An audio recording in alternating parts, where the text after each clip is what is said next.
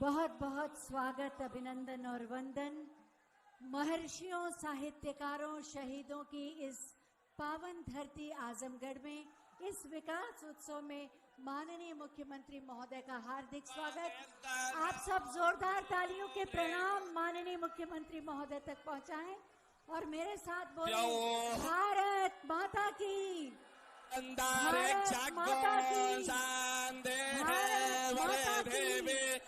शांतिरा शांति वनस्पत शांतिर्विश्वे देवा शांतिर्ब्रह्म शांतिः सर्वगो। स्वस्ति वाचन से अभी स्वागत किया जा रहा है माननीय मुख्यमंत्री महोदय का। शांतिः श्याम शांति।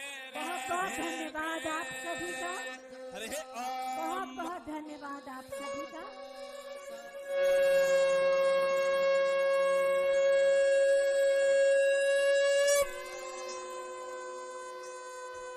स्वस्ति वाचन को विराम दे दें। आज 32 विकास परियोजनाओं का लोकार्पण और शिलान्यास होना है, जिसमें से 17 परियोजनाओं का लोकार्पण और 15 परियोजनाओं का शिलान्यास किया जाएगा। सबसे पहले मैं आदरणीय श्री ध्रुव सिंह जी, जिलाध्यक्ष भारतीय जनता पार्टी से अनुरोध करूंगी कि हम सब की ओर से माननीय मुख्यमंत्री महोदय को शॉल भेंट कर उनका स्वागत करें, अभिनंदन करें। सभी जनप्रतिनिधियों की ओर से और आप सब की ओर से ये स्वागत है। जोरदार तालियों से जुड़ें। साथ ही भगवान श्री राम की भव्य मंदिर की तस्वीर भी श्री ध्रुव सिंह जी भेंट कर रहे हैं माननीय मुख्यमंत्री महोदय को स्वागत के लिए। आप सब तालियों से अपने हृदय की भावनाओं को मंच तक पहुंचाएं। सभी जनप्रतिनिधि साथ हैं इस समय और उनकी भावनाएं जुड़ी हैं। समय का ध्यान रखते हुए मैं माननीय विधायक सगड़ी माननीय श्रीमती वंदना सिंह जी से अनुरोध करूंगी कि अतिथियों का स्वागत करें।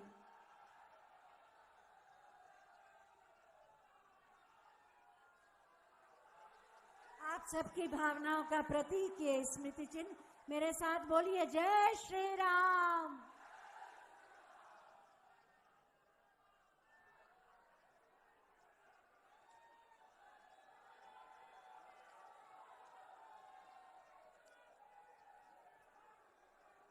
जय श्री राम, जय श्री राम। परम पूज्य उत्तर प्रदेश के गौरव यशस्वी मुख्यमंत्री आदरणीय योगी आदित्यनाथ जी का इस क्रांतिकारी धरती सगड़ी पर हम आप सबको आशीर्वाद देने आए महाराज जी का आपके तरफ से तथा मेरी तरफ से और इस महान जनता की तरफ से बहुत बहुत स्वागत और आभार प्रस्तुत करते हैं। मंच पर उपस्थित आप सभी महानुभावों का तथा यहाँ उपस्थित हमारी सगड़ी के कोने कोने से आई हुई जनता का और हमारी माताएं और बहनों का हृदय की गहराइयों से बहुत बहुत स्वागत, अभिनंदन एवं वंदन करते हैं। जैसा कि आप सब लोग जानते हैं, कुछ ही दिन पहले ही देश की सबसे बड़ी पार्टी भारतीय जनता पार्टी से जुड़ने का मुझे सौभाग्य प्राप्त हुआ। मैं इसके लिए बहुत बहुत आभारी हूँ, जो पार्टी में इस दल की सेवा करने का मुझे मौका दिया और इस पवित्र पार्टी में, मंदिर रूपी पार्टी में मुझे शामिल किया। भारतीय जनता पार्टी एकमात्र ऐसी पार्टी है जो देश के गौरव और सम्मान के साथ कभी कोई समझौता नहीं करती। आदरणीय मोदी जी के नेतृत्व में और आज पूरे विश्व में भारत की जो अलग पहचान बनी है वो किसी से छुपी नहीं है और आदरणीय महाराज योगी जी के नेतृत्व में उत्तर प्रदेश का देश ही नहीं अपितु विदेशों में भी जो डंका बज रहा है वो भी किसी से छुपा हुआ नहीं है। विकास की हम सब बात करें, विकास की अगर हम सब बात करें तो पूरे 5 साल में जो विकास हुआ है वो ऐतिहासिक है। आप बस घर से बाहर निकलिए, बाहर निकलने पे विकास की धाराएं ही दिखती हैं। वाया पूर्वांचल एक्सप्रेसवे और हमारे आजमगढ़ में जो विश्वविद्यालय और स्वास्थ्य के क्षेत्र में, शिक्षा के क्षेत्र में और भी तमाम क्षेत्र में जो धाराएं बह रही हैं वो भी एक अपने आप में मिसाल है। उत्तर प्रदेश माफियाओं का गढ़ है और उसमें खास करके हमारा आजमगढ़ जिला गढ़ था।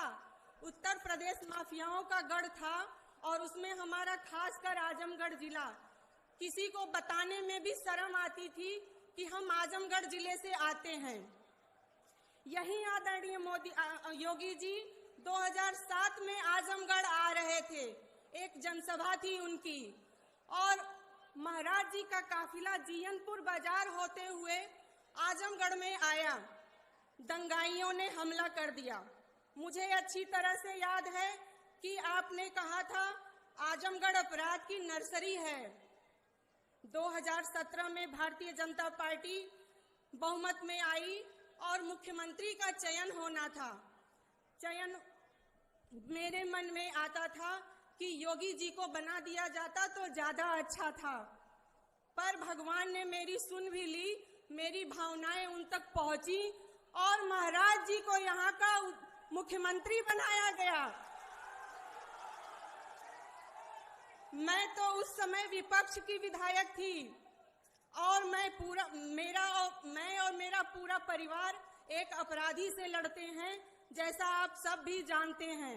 जो 2013 में मेरे साथ हुआ, सपा की सरकार थी, मेरी कोई मदद उस समय नहीं हुई। 4 साल मैंने बड़ी निष्क्रियता से उस लड़ाई को लड़ा, लेकिन जब महाराज जी की सरकार बनी मैं पहली बार बड़ी डरी और सहमी थी कि मुझे मुख्यमंत्री जी से मिलना है और अपनी बात उन तक पहुंचानी है।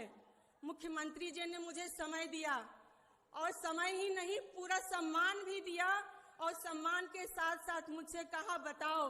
मैं कही, महाराज जी मैं आजमगढ़ जिले के सगड़ी विधानसभा क्षेत्र से विधायक हूँ। कहे, मुझे सब मालूम है तुम्हारे साथ क्या हुआ है और कैसे हुआ है, बस तुम अपनी बात को बताओ। मैंने अपनी बात को बताया और महाराज जी ने उस काम को करने का भी काम किया और मेरा पूरा पूरा सम्मान भी रखा।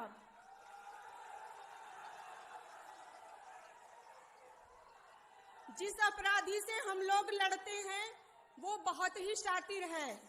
यहाँ के कईयों का घर उसने उजाड़ा है, कईयों के बच्चे से सर से उसके पिता का साया छीन लिया है, लेकिन कोई परिवार आज इस धरती पे खड़ा नहीं हुआ उससे लड़ने के लिए। मैं अपने परिवार का भी धन्यवाद करती हूँ और खुद भी अपने साहस का सम्मान करती हूँ कि आज उसके सामने महाराज जी के आशीर्वाद से हम लोग लड़ रहे हैं और लड़ने की हिम्मत बनाई है। और ये हिम्मत अगर कहीं से आई है तो माननीय योगी आदित्यनाथ जी से आई है। जीयनपुर में और छपरा में जब बुलडोजर चला तो माननीय मुख्यमंत्री जी की वजह से चला और गुंडा राज समाप्त भी हुआ तो माननीय मुख्यमंत्री जी के समाप्त हुआ। हमारी माँ बहनें, हमारी बेटियां आज सुरक्षित महसूस, अपने आप को सुरक्षित महसूस कर रही हैं तो वो भी महाराज जी की वजह से। सारे अपराधी जेलों में सड़ रहे हैं, अपने जान की भीख मांग रहे हैं, वो भी महाराज जी की ही वजह से। विपक्षी दलों की सांसें फूल रही हैं, वो भी महाराज जी की ही वजह से।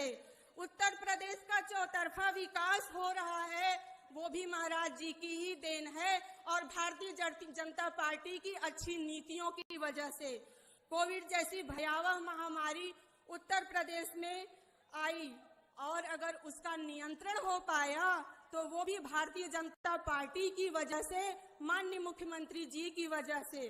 उत्तर प्रदेश में आपकी दोबारा सरकार भी बन रही है तो आपकी और पार्टी की अच्छी नीतियों की वजह से, और भी बहुत कुछ है आपकी वजह से।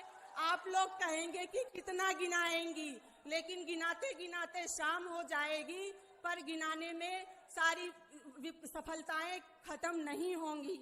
और अपनी बात को यहीं समाप्त करेंगे, समय की बाध्यता हमारी बहन ने बताया। महाराज जी को भी उद्बोधन करना है। पुनः एक बार फिर आप सभी बहनों भाइयों का, पिता तुल्य बुजुर्गों का हृदय की गहराइयों से धन्यवाद करती हूँ, स्वागत करती हूँ, अभिनंदन करती हूँ और महाराज जी के चरणों में शीश नवाते हुए सादर प्रणाम करती हूँ और सगड़ी की धरती पर उनका पुनः स्वागत, अभिनंदन इन वीरों की धरती पर करती हूँ। जय भारत, जय श्री राम। मेरे साथ एक बार बोल दीजिए आप लोग, भारत माता की, भारत माता की, भारत माता की।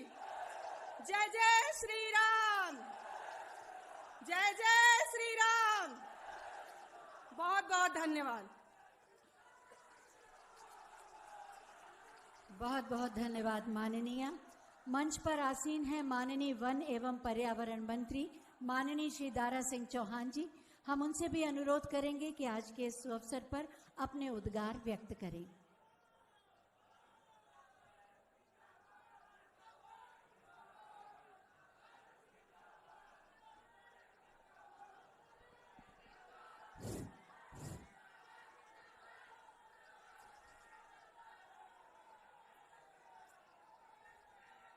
आज इस लोकसभा, आज इस लोकार्पण और शिलान्यास के अवसर पर आयोजित इस कार्यक्रम के अध्यक्ष जी, हमारे बीच में मौजूद देश के सबसे बड़े सूबे के यशस्वी मुख्यमंत्री गोरक्ष पीठाधीश्वर यशस्वी मुख्यमंत्री परमादरणीय योगी आदित्यनाथ जी, हमारे मंच पर मौजूद इस सगड़ी विधानसभा की लोकप्रिय विधायिका श्रीमती वंदना सिंह जी, विधान परिषद के सदस्य श्री जसवंत सिंह जी, जिलाध्यक्ष ध्रुव सिंह जी, मंचासीन तमाम सभी लोगों को मैं व्यक्तिगत रूप से जानता हूं। वक्त की कमी के नाते मैं सबका नाम नहीं ले पा रहा हूं।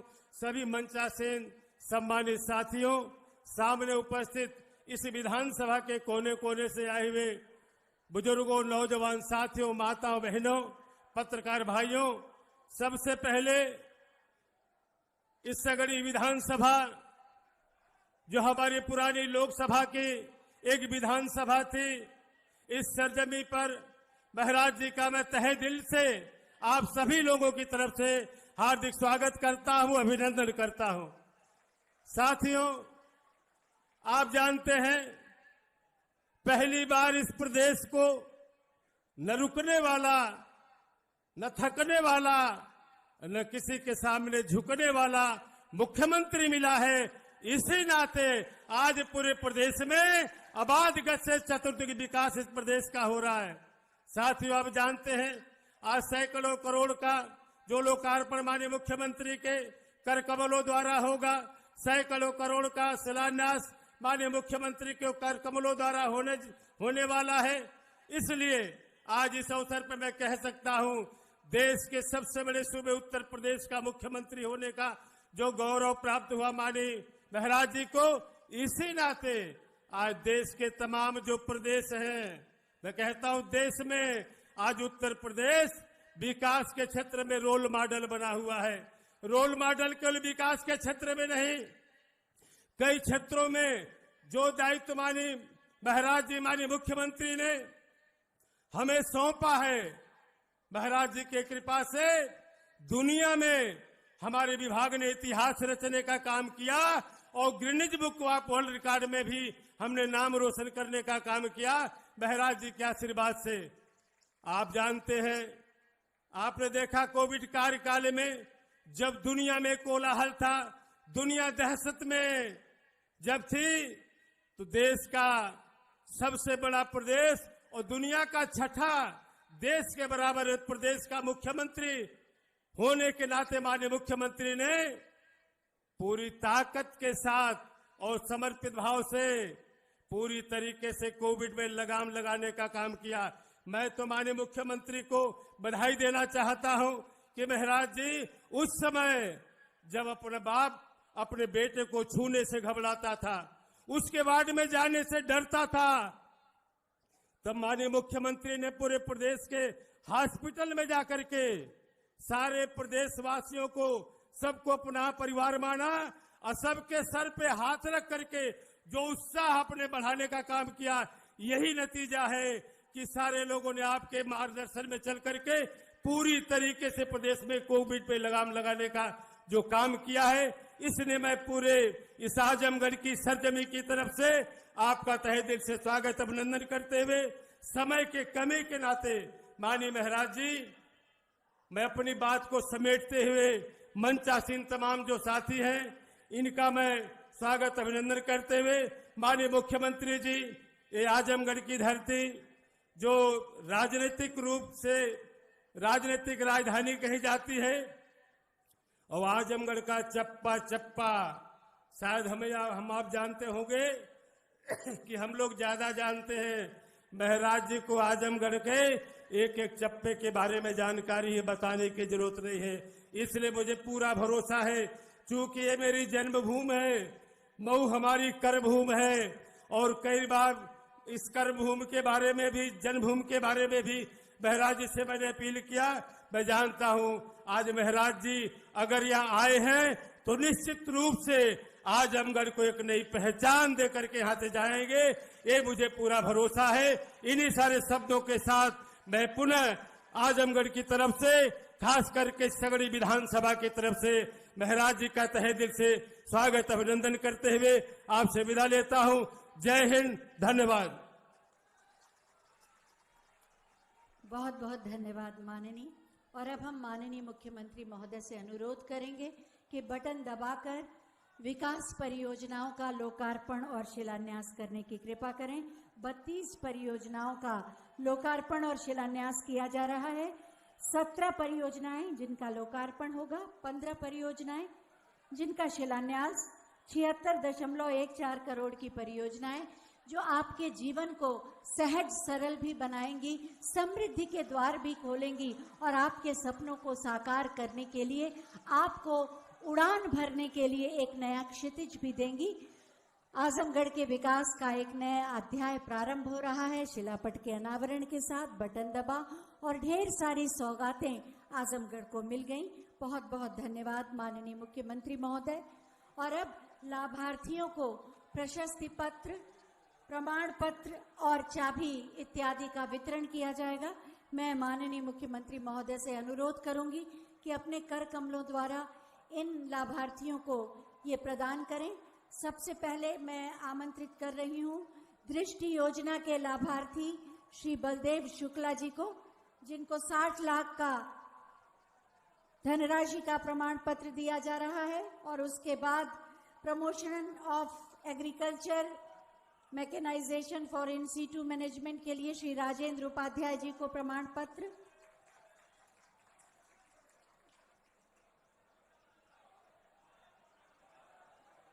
आयुष्मान भारत के गोल्डन कार्ड श्रीमती सुशीला देवी, श्रीमती शिखा कुमारी और श्री विनोद जी को। मुख्यमंत्री कन्या सुमंगला योजना के लिए कुमारी सिंधु यादव स्वीकृति पत्र।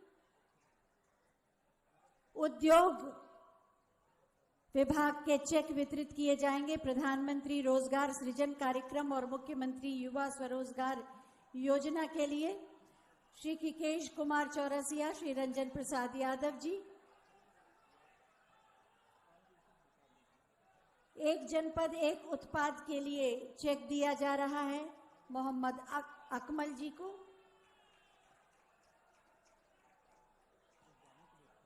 और इसके बाद प्रधानमंत्री आवास योजना शहरी और ग्रामीण के लाभार्थियों को चाबी दी जाएगी। श्रीमती किरण देवी जी, श्रीमती कमल देवी जी, श्रीमती गुड़िया जी, श्रीमती संगीता, श्रीमती सीमा और श्रीमती मीना जी। घर की चाबी, एक सपना होता है महिला का कि उसे घर मिले, और प्रधानमंत्री आवास योजना शहरी और ग्रामीण के माध्यम से इन महिलाओं का ये सपना साकार हो रहा है। घर की चाबी प्रतीक स्वरूप दी जा रही है। जोरदार तालियों से आप इनका उत्साह बढ़ाएं।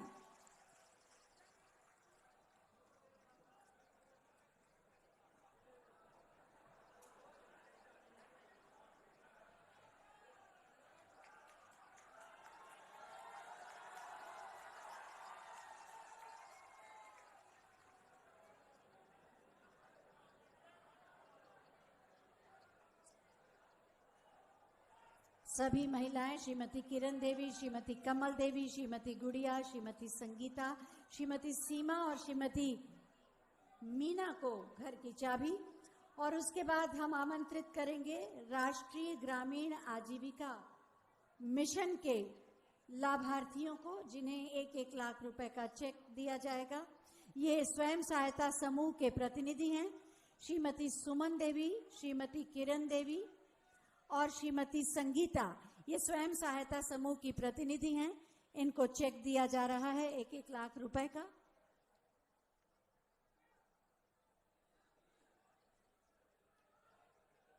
आप सबकी तालियों का साथ मिल जाएगा, आपकी शुभकामनाएं और आशीर्वाद मिल जाएगा तो निश्चित रूप से ये अपने सपनों को भी साकार करेंगी और समाज और राष्ट्र को भी आगे बढ़ाने में योगदान देंगी।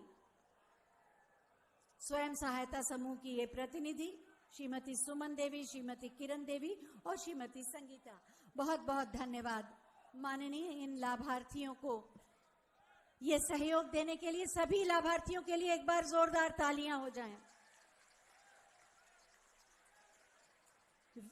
नए भारत के नए उत्तर प्रदेश में विकास अब एक शब्द नहीं, बल्कि उत्तर प्रदेश की 24 करोड़ जनता के सपनों के साकार होने की गति का नाम है। सुशासन अब एक कोरी कल्पना नहीं, बल्कि उत्तर प्रदेश की पहचान है। ये संभव हुआ है माननीय मुख्यमंत्री महोदय की ईमानदार सोच और दमदार कामों से।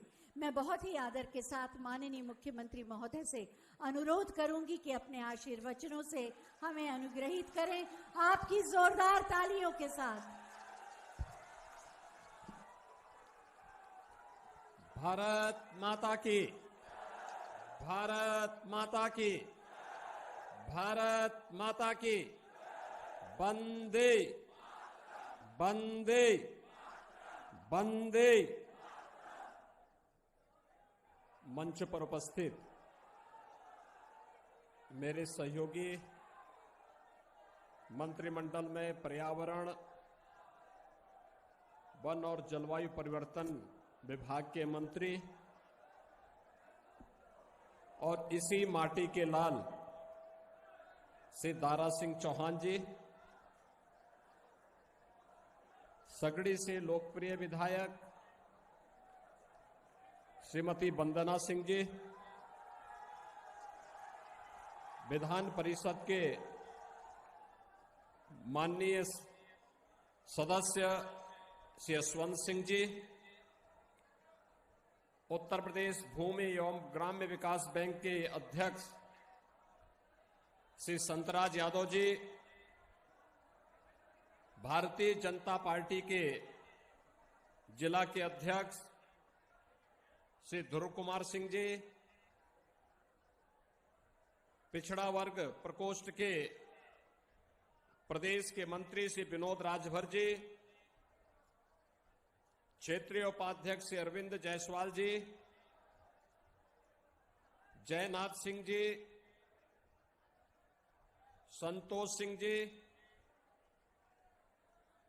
मनीष मिश्रा जी, घनश्याम पटेल जी, श्रीमती मंजू सरोज जी,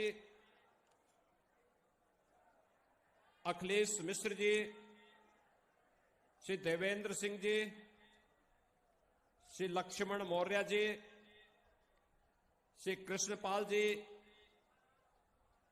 श्री संतोष सिंह जी, प्रेम प्रकाश राय जी, सचितानंद जी,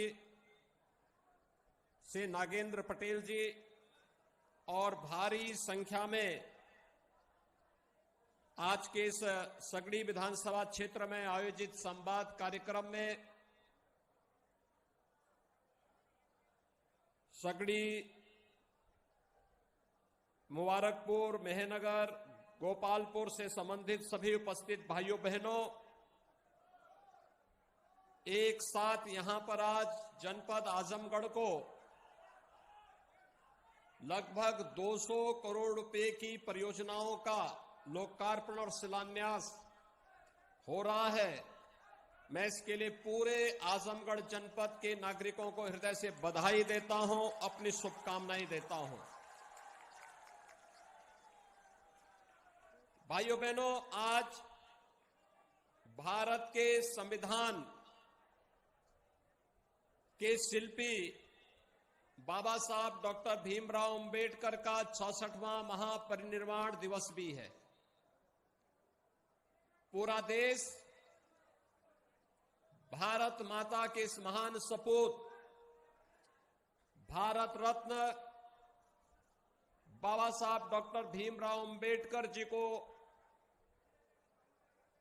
देश के प्रति उनकी सेवाओं के लिए स्मरण करते हुए अपनी विनम्र श्रद्धांजलि अर्पित कर रहा है। बाबा साहब भीमराव अंबेडकर ने अपने जीवन में कहा था कि संविधान में मेरा आदर्श है स्वतंत्रता, समानता और बंधुत्व। भारत के संविधान के उद्घोषक बने हैं और यही कारण है कि सम विषम परिस्थितियों में भारत के संविधान ने उत्तर से लेकर के दक्षिण तक, पूरब से पश्चिम तक पूरे भारत को एकता के सूत्र में पिरोने का कार्य किया और प्रधानमंत्री मोदी जी के नेतृत्व में आज यही भारत एक भारत श्रेष्ठ भारत की परिकल्पना को साकार कर रहा है। भाइयों बहनों, कुछ लोगों ने बाबा साहब भीमराव अंबेडकर के नाम पे राजनीति तो की, लेकिन बाबा साहब भीमराव अंबेडकर के नाम पर राजनीति करने वाले लोगों ने जब भी दलितों और गरीबों की बात होती थी, उन पर अत्याचार होते थे, मौन साध लेते थे। याद करिए, जब समाजवादी पार्टी की सरकार के समय रामपुर में उस समय के समाजवादी पार्टी के नेता और मंत्री आजम खां के द्वारा वहां के दलितों को प्रताड़ित किया जा रहा था, उजाड़ा जा रहा था, तब कांग्रेस मौन थी, सपा अत्याचार करा रही थी, बसपा भी मौन थी। तब केवल और केवल भारतीय जनता पार्टी आंदोलन कर रही थी, क्योंकि वहां पर गरीबों और दलितों को उजाड़ करके उस समय सत्ताधारी दल का एक मंत्री सत्ता के संरक्षण में अराजकता पैदा कर रहा था, लेकिन ये हमें स्वीकार्य नहीं था। उस अत्याचार के खिलाफ हम लड़ रहे थे। और यही नहीं, समाजवादी पार्टी की सरकार के समय तो अराजकता ही उसका पर्याय हो गया था। देश के अंदर एक नारा चल पड़ा था, जिस गाड़ी में सपा का झंडा समझो होगा कोई जाना पहचाना गुंडा, यानी ये नारा ही चल गया था, लोग ये मान लिए थे। लेकिन इस गुंडागिर्दी की कमर तोड़ने का कार्य अगर किसी ने किया है तो हमारी सरकार ने प्रदेश के अंदर 2017 के बाद आने के बाद किया, क्योंकि ये लोग सत्ता में आकर के जिस प्रकार की तबाही मचाए थे, गरीबों की जमीनों पर, दलितों की जमीनों पर, व्यापारियों के प्रतिष्ठानों पर कब्जा करके जिस प्रकार की अराजकता इन्होंने पैदा की थी, ये किसी से छुपा हुआ नहीं। और आजमगढ़ तो इससे अपने आप को कैसे वंचित रख सकता है? आजमगढ़ तो इसका सबसे बड़ा भुक्तभोगी था। आजमगढ़ के नौजवान आजमगढ़ के बाहर जाते थे, पहचान का संकट खड़ा हो गया था। कोई धर्मशाला में कमरा नहीं देता था, होटल में आजमगढ़ का नाम लेते ही लोग कह देते भैया यहां कमरा नहीं, रूम खाली नहीं। भाइयों बहनों, ये पहचान का संकट किसने खड़ा किया था? ये पहचान का संकट उन्हीं लोगों ने किया था जिन लोगों ने कोरोना कालखंड में आजमगढ़ के लोगों को लावारिस छोड़ दिया। आपने देखा होगा कोरोना कालखंड में प्रधानमंत्री मोदी जी पूरे देश में जनता की हालचाल ले रहे थे। मैं उत्तर प्रदेश के प्रत्येक जनपद में जा रहा था, आजमगढ़ में भी 3 बार मैं कोरोना के दौरान आया था देखभाल करने के लिए कि यहां मेडिकल कॉलेज, हॉस्पिटल में उपचार की व्यवस्था है या नहीं है। हमारे भारतीय जनता पार्टी के सांसद और विधायक हालचाल ले रहे थे, पदाधिकारी सेवा के कार्य से जुटे हुए थे, लेकिन आजमगढ़ के सांसद नदारद थे, वे गायब थे, उनका कहीं पता ही नहीं था, उनका पता ही नहीं था। एक बार तो मैंने पूछा, भाई सभी सांसदों का हालचाल लिया जा रहा, वो है कहां? तो पता लगा कि इंग्लैंड गए हैं। दूसरी बार मालूम क्या कहां है, तो पता लगा ऑस्ट्रेलिया गए हैं। आजमगढ़ के लोगों ने ऑस्ट्रेलिया और इंग्लैंड जाने के लिए तो उन्हें नहीं चुना था। और जब वैक्सीन आया तो जिस वैक्सीन के कारण हर व्यक्ति को सुरक्षा का एक कवच मिला, जिस वैक्सीन ने देश के अंदर अब तक 11 करोड़ लोगों को सुरक्षा का कवच, 111 करोड़ लोगों को सुरक्षा, 125 करोड़ लोगों को जो वैक्सीन अब तक सुरक्षा कवच दे रहा है, अकेले उत्तर प्रदेश में 17 करोड़ लोगों को हम सुरक्षा का कवच दे रहे हैं। वह वैक्सीन, उन्होंने उसका विरोध किया था, कहा था कि ये वैक्सीन तो मोदी वैक्सीन है, ये वैक्सीन बीजेपी की वैक्सीन है। आप में से कितने लोगों ने वैक्सीन लगाया है? ये मोदी वैक्सीन आपने भी लगाया है ना? ये भाजपा का वैक्सीन भी आपने लगाया है ना? तो उनसे भी पूछो कि अब्बा जान भी लगा चुके हैं, अब तो लगा ही लो।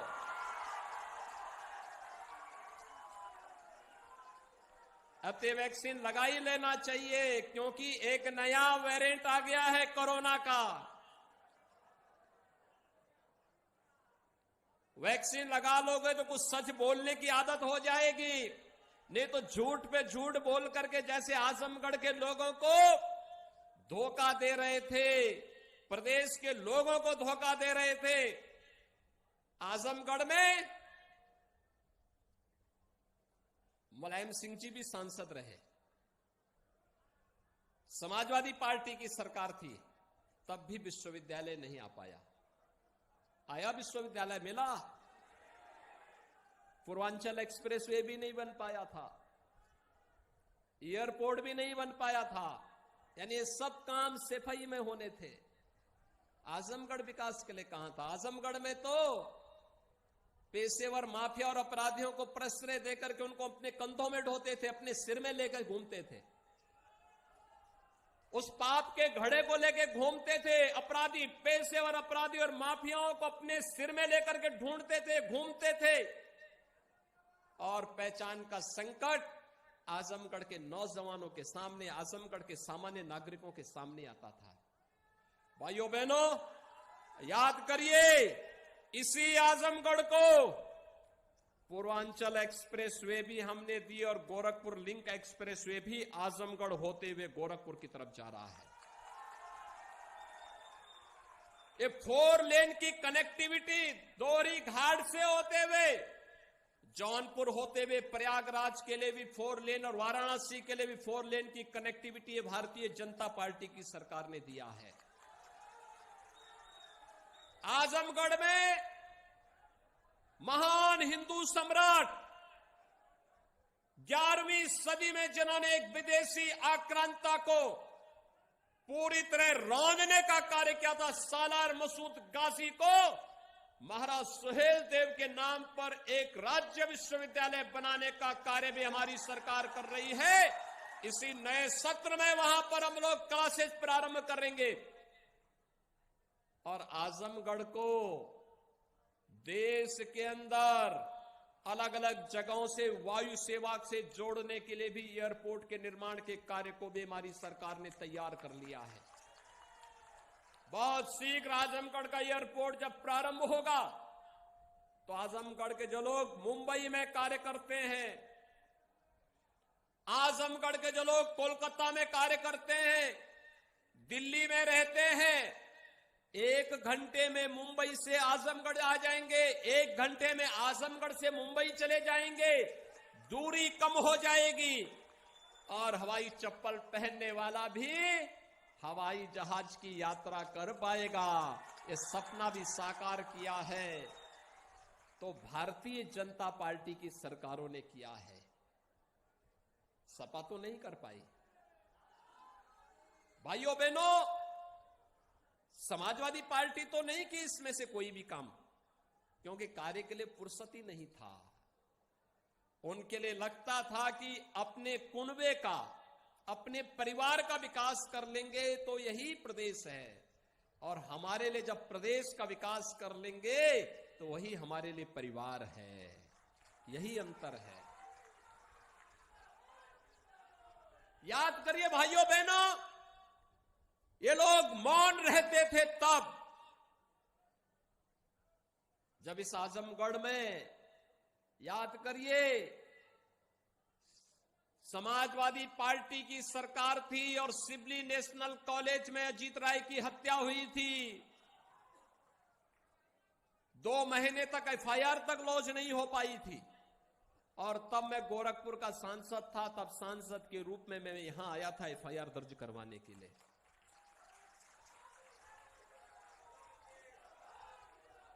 भाइयों बहनों, ये क्षेत्र जिसमें ऊर्जा है, प्रतिभा है, आजमगढ़ का नौजवान जो मुंबई गया, दिल्ली गया, कोलकाता गया, उसने समृद्धि की नई ऊंचाइयों को छुआ। लेकिन समाजवादी पार्टी ने इसको अपराधियों का गढ़ बना करके यहां के नौजवानों के सामने संकट पैदा किया, पहचान का संकट खड़ा किया। और यही कारण था, ये पेशेवर अपराधी और माफिया जब निकलते थे, गरीबों और व्यापारियों के मन में एक भय पैदा होता था कि न जाने किसके मकान पर कब्जा कर ले, किसके प्रतिष्ठान पर कब्जा कर ले।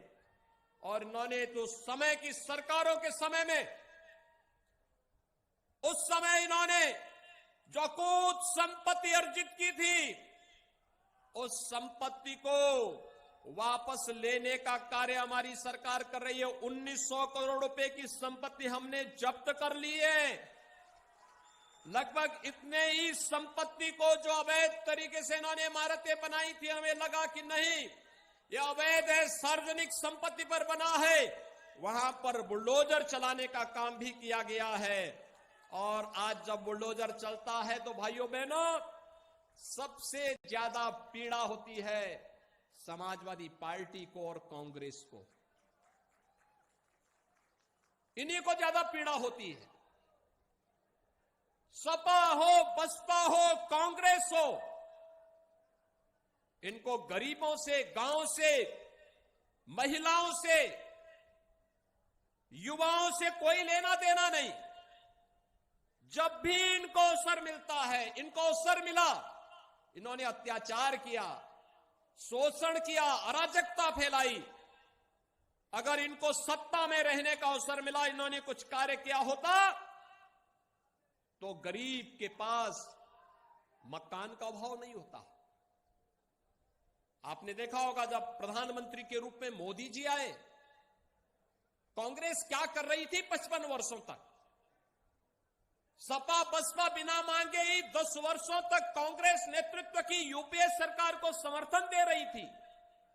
क्यों नहीं तब गरीबों के मकान बन गए? तब क्यों नहीं गरीबों के घर में विद्युत का कनेक्शन मिल गया? गांव गांव में बिजली क्यों नहीं आ पाई? हर गरीब को शौचालय क्यों नहीं मिल पाया?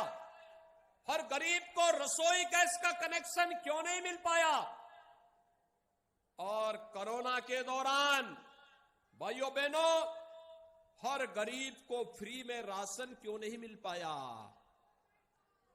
सरकार तो 2020 में भी 8 महीने तक और 2021 में मई से लेकर के और भाइयों बहनों होली तक, यानी 2021 के 22 के होली तक फ्री में राशन सबको मिलेगा। एक नहीं 2-2 बार मिलेगा। हर महीने 2 बार राशन। 15 करोड़ लोग उत्तर प्रदेश के अंदर लाभान्वित होंगे। और हमने तय किया है दिसंबर में भी, जनवरी में भी, फरवरी में भी, मार्च में भी अंत्योदय कार्ड धारक को 35 किलो खाद्यान्न, 1 किलो दाल, 1 किलो खाद्य तेल, 1 किलो चीनी और 1 किलो नमक प्रदेश सरकार उपलब्ध कराएगी। और हर कार्ड धारक को प्रति यूनिट 5 किलो खाद्यान्न भारत सरकार भी उपलब्ध करवाएगी।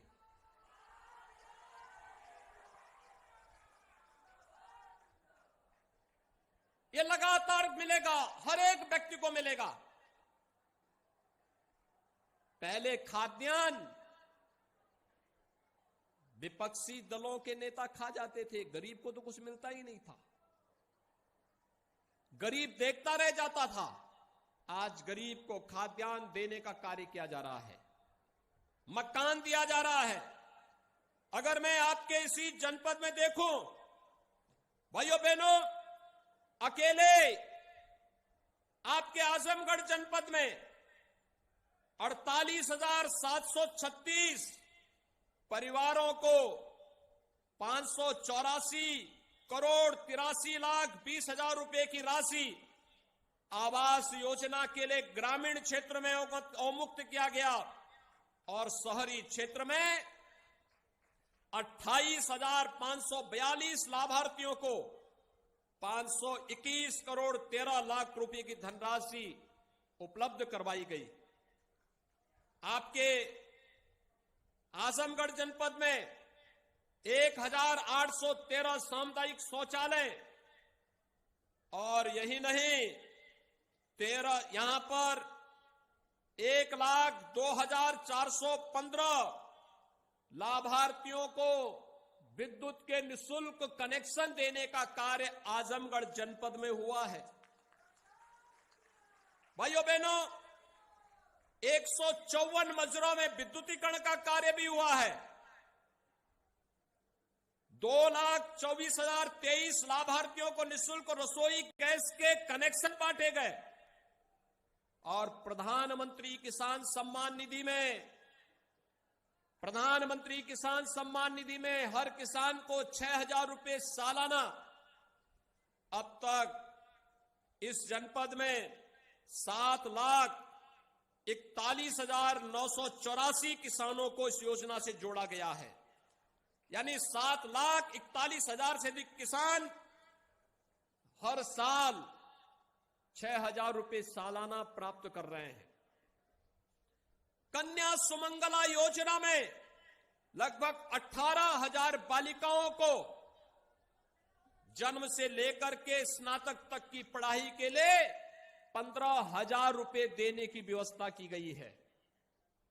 और ऑपरेशन कायाकल्प, सपा बसपा कांग्रेस को पढ़ाई लिखाई से कोई मतलब नहीं था तो उनके समय में स्कूल भी उजाड़ लगता था। आज स्कूल आप देखिए, लगभग 2,170 विद्यालयों में यहां पर उनका सुंदरीकरण का कार्य हुआ है। इसके साथ ही यहां पर अगर हम देखेंगे तो भाइयों बहनों,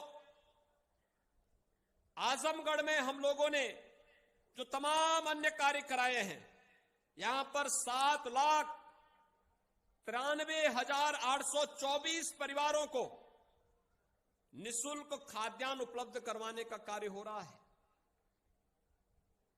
और यही नहीं, जनपद में एक जनपद एक उत्पाद, 1 डिस्ट्रिक्ट 1 प्रोडक्ट के अंतर्गत 98 लाभार्थियों को 7 करोड़ 12 लाख का ऋण भी यहां पर उपलब्ध करवाया गया है।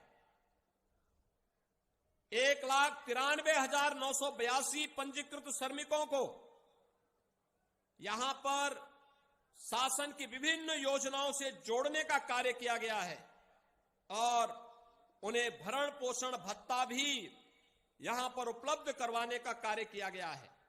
यानी आप देख सकते हैं, ये कार्य कांग्रेस, सपा, बसपा की सरकारों के समय भी हो सकता था, लेकिन गरीब उनके एजेंडे में कभी नहीं था, गांव उनके एजेंडे में नहीं था, महिलाएं उनके एजेंडे में नहीं थी, युवा उनके एजेंडे में नहीं थे। वे लोग केवल अराजकता फैलाते थे, लूट खसोट करते थे।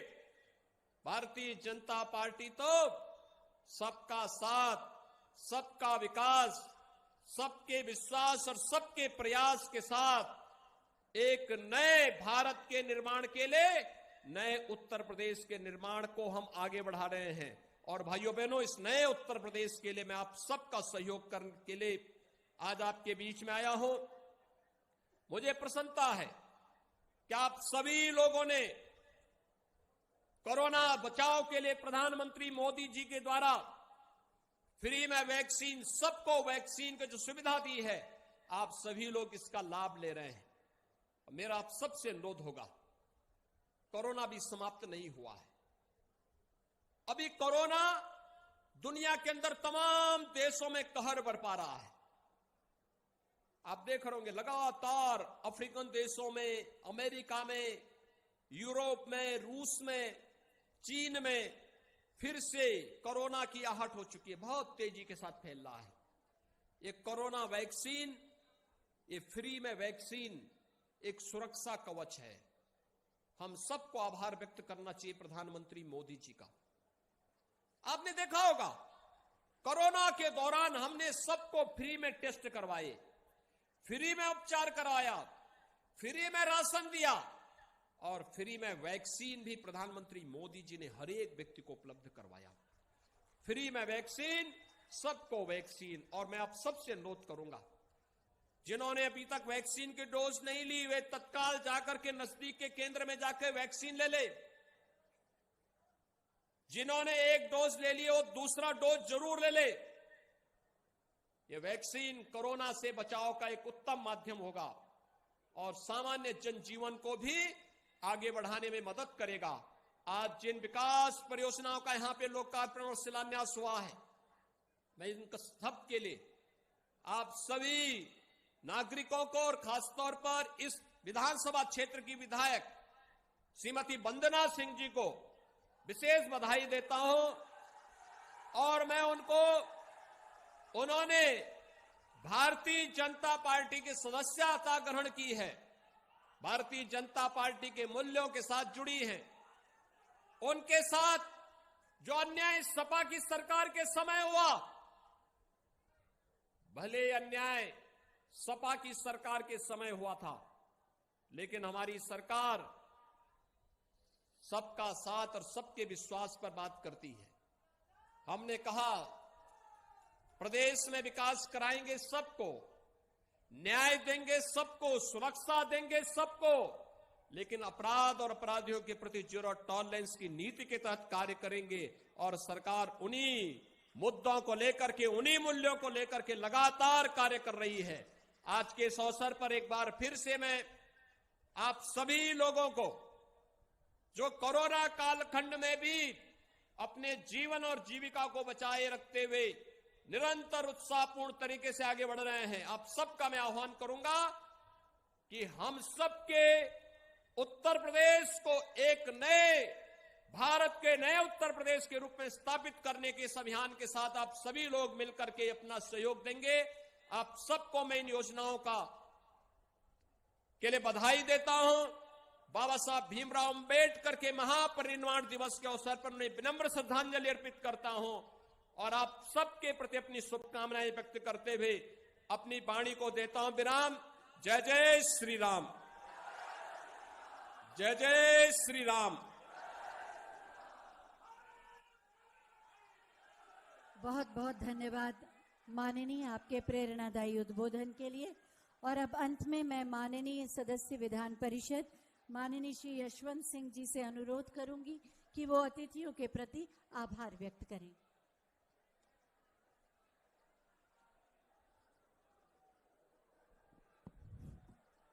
वीर सौदागर सिंह की धरती पर उत्तर प्रदेश के मुख्यमंत्री का कदम पड़ा। विकास योजनाओं के साथ हम सभी आभारी हैं। आभारी हैं हम भारतीय जनता पार्टी के कार्यकर्ता और नेताओं के, आजमगढ़ के। आभारी हैं हम सभी कर्मचारी और अधिकारियों के, पत्रकार साथियों के, लोक गायकों के और मंत्रोच्चार करने वाले लोगों के।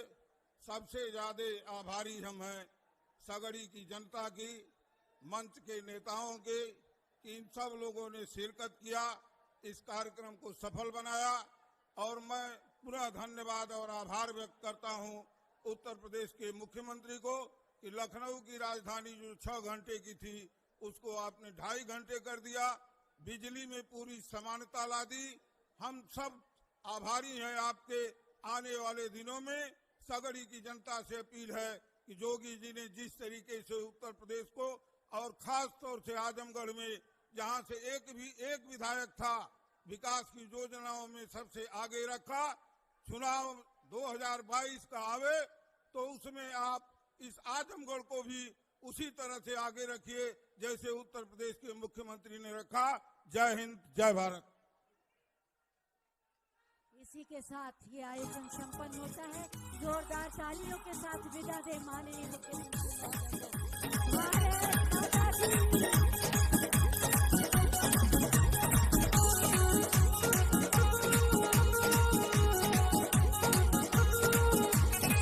चाहे जितना जोर लगा लो, चाहे जितना शोर मचा लो,